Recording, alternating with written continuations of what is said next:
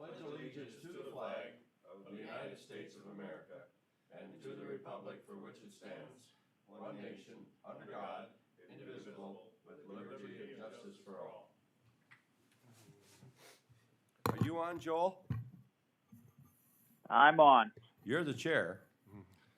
Oh, okay. Thanks for that notice. Okay, very well. I've got the pulling the agenda up here.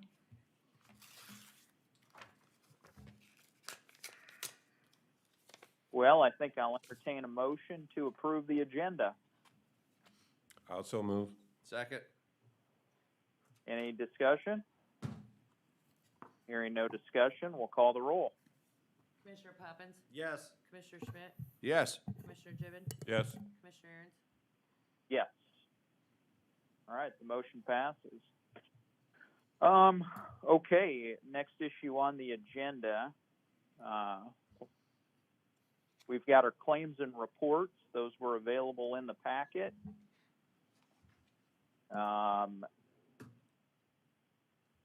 We've got a consent agenda. If everybody's had an opportunity to look at it, does anybody want to pull anything out, or does somebody want to make a motion to approve?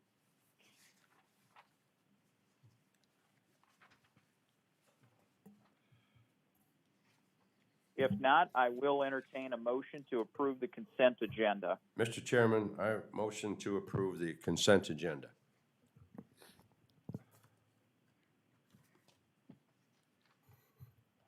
I'll second. Any discussion? Hearing none, we'll call the roll. Commissioner Poppins, Yes. Commissioner Schmidt, Yes. Commissioner Gibbon, Yes. Commissioner Aaron. Yes. All right, the motion passes to approve the consent agenda items. Now is the opportunity for public comment. Would anybody who is present, either on the phone or in person, like to address the commission? Go ahead.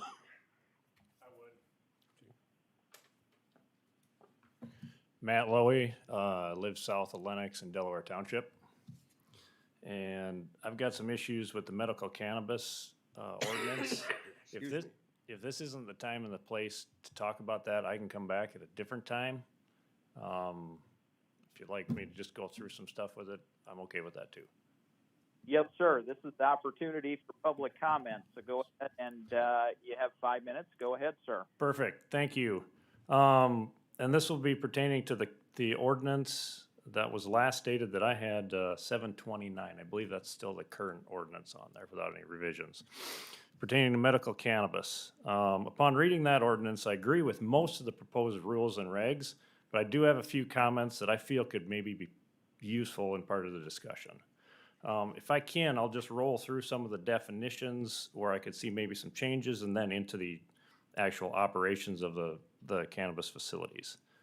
So item number 1 in that definitions area, where it says the allowable amount of cannabis. So it'd be, I'm not gonna go through the whole ordinance, but just to kind of verify it here, a little letter C and D in that item number 1 would be pertaining to cultivation for personal use. It's my gut feeling that this is a can of worms for people to open up here. It's gonna be really hard for the doctors that prescribe this stuff to manage that. And then also for enforcement if the patients decide that they don't abide by the 2-plant rule. So that's kind of a warning from my side. Also in the definitions section, it'd be item number 23 in that ordinance would be written certification. I'd like to see language added there that would add some of the statements that we typically see on a prescription or other prescription drugs, like duration of use, dosage, and then method or form of use, like a pill, tincture, ointment, or whatever. Ordinance states that the medical cannabis card is going to be required, and the doctor will need to talk about their actual condition and their rationale for use. But I don't see anywhere in the language that it talks about the actual prescription, and I think that's necessary. So after that, I'd move on to some of the operations of the cannabis facilities, and mainly my concerns are in zoning here. If we talk about a dispensary, I first feel that 1,000 feet is a great idea from a school or daycare. That's really a good part of that. I'd like to see that also kind of made sure that that was zoned in the commercial districts, similar to some other pharmacies, or at least if a pharmacy could maintain that, the regulations and then manage that. I'd really like to see that where a dispensary or that kind of idea go. The rationale for me is if we're gonna treat this like medicine, should be treated like medicine that other medicines are currently being treated like. And then if you move on to the cultivation, manufacturing, and testing, that part of it, again, I think 1,000-foot setback from schools and daycares is a great idea. I'd also like to see that zoned into like some light industrial areas or districts. That stuff is very scalable. The production, I think, would be very scalable like other production systems would be. And the economy of scale is gonna be important if somebody's gonna manufacture this stuff or grow this stuff as a need arises, as that industry may or may not grow. First thing you're gonna do is expand your facility and not add another facility. I think it's probably in the public's best interest to be able to put that in the industrial zoning or even outside of the county if it needs to be. Reduces conflict with other people, allows for some traffic, the security and all that stuff. It gets it out of town or over to the edge where industry is being held. The other side of that is how much sheer volume are we gonna need, or the patients? I can't imagine that we're gonna need more than 1 or 2 facilities in the region to be able to manage the volume that patients could be predicted to have. So thinking if we can, as a community, as commissioners, as a public, if we can manage that properly, get it into the industrial zones where I think it's probably important or pertinent, I think it could be a very useful option for medicine. If we don't manage that correctly, get it into the wrong zoning requirements, areas, this whole system kind of becomes a joke for medical cannabis. And then the infrastructure that gets built, in my opinion, would be a segue for the recreational marijuana, which is an entire different topic. That's what I have for today. Thank you. Well, thank you, sir. Appreciate it. Is there any other members of the public who would like to speak today?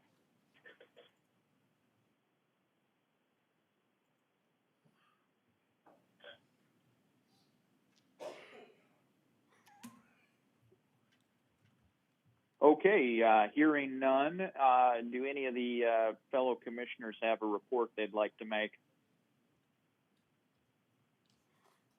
Mr. Chairman, I just want to report to our commissioners and to the public. We had our county association had its convention in Rapid City. It was well attended, and we had a tremendous speaker who is a former member of the Spy Network for Our Country. And the resolutions that were passed by the association, I think that most of them deal with some not necessarily statewide things. They're kind of a regional one affecting tax property. But the one that probably will be one that will be brought forward again is that to try and get a quarter-cent sales tax to address buildings and county property. It will be sponsored from Cottington County, and it has been up in front of the legislature before. There was a good deal of discussion on its viability, but the majority of the individuals there decided that they wanted to take another run at that. And basically, other than that, county business being what it was, we talked a lot about how we need to look at various spending of this stimulus money that has been given to various counties and how they have disseminated that. Many of them are looking at sewer and water projects for their communities, and that was kind of very informative. But other than that, it was well attended, and I think that, well, I think Sherry was there. We had good representation from our elected office. Our auditor was there, Register of Deeds was there, and our treasurer was there. So, thank you, Mr. Chairman. Excellent. Thank you, Commissioner Schmidt. Any of the other commissioners want to make a report this morning on anything? Okay, hearing none, we'll move on to the next order of business here.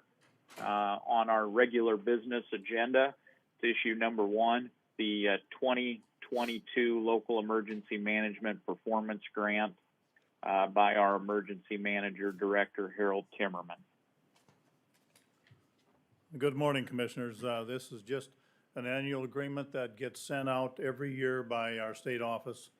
Once it's signed, I need to get it back to my regional coordinator, and it will be then signed by the people in Pierre. Any questions that any of you may have on this document? Mr. Golden has looked through it and sees nothing amiss with it. It's pretty similar every year, other than over the time, they've cut our funding back and made us do more stuff. So other than that, it's pretty much cut and dried.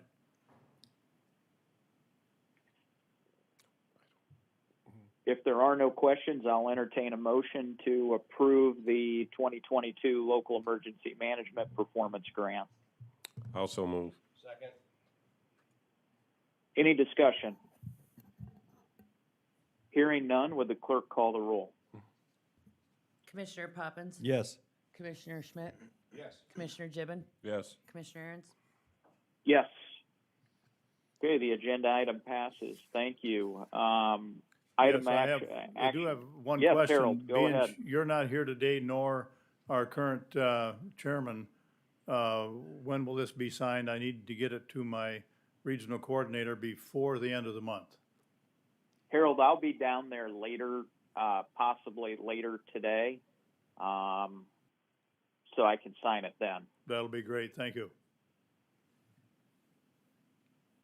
Okay, thank you. We'll move on to action item number 2 under regular business, appraisal and sale of county property, parcels number 260.20.07.003 and parcel number 230.10.05.014 by Madam Auditor Sherry Lund.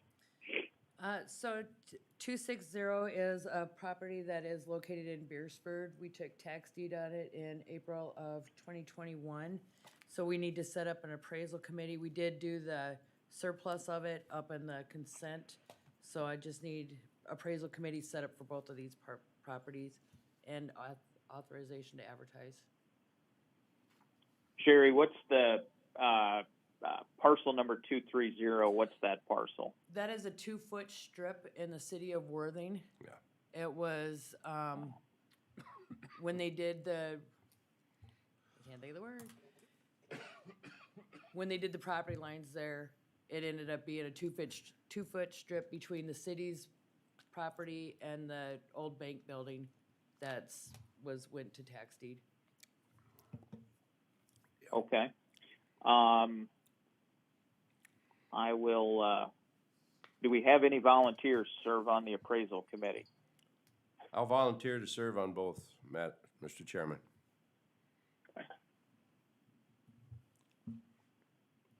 You need additional, how many? I do. I need 2 more. Okay, I'll help Commissioner Schmidt. And then All right, we got 2. I'll be the third one. I'll do it as well for both of those. So, is there a motion by any of the members to appoint the volunteers to the committee? Also moved, Mr. Chairman, that 3 commissioners, Commissioner Gibbon, Commissioner Aaron's, and Commissioner Schmidt will serve as the evaluators for the 2 said properties. I'll second. Got a motion and a second. Is there any discussion? Hearing none, clerk will call the roll. Commissioner Poppins? Yes. Commissioner Schmidt? Yes. Commissioner Gibbon? Yes. Commissioner Aaron's? Yes. Motion passes. Action item number 3, Lincoln County Courthouse HVAC improvement bid results by Mr. Rombo. Good morning, Commissioners. Good morning. Morning. So this was the project that was brought about because of talking to engineering after the old courthouse investigation stuff that we were doing, and this was improvements to this newer building. So I bid it out into a base bid, an alternate 1, and an alternate 2, and I felt like the bids came back good, and so would like to suggest that we accept Beatty Forsyth with all 3 bids, base, alternate 1, and alternate 2.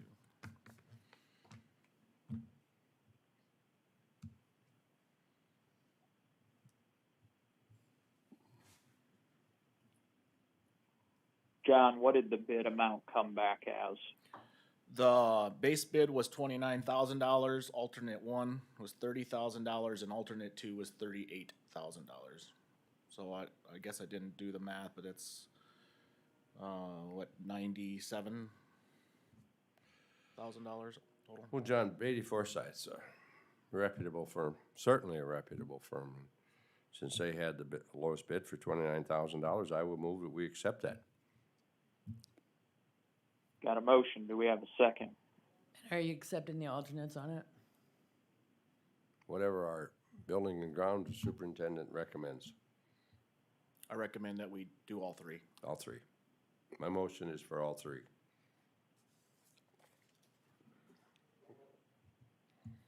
I'll second. Got a motion and second to accept the base bid and the 2 alternate bids. Is there any discussion? Hearing none. Clerk will call the roll. Commissioner Poppins? Yes. Commissioner Schmidt? Yes. Commissioner Gibbon? Yes. Commissioner Aaron's? Yes. We'll move on to the next action item under regular business with Mr. Rombo again. That is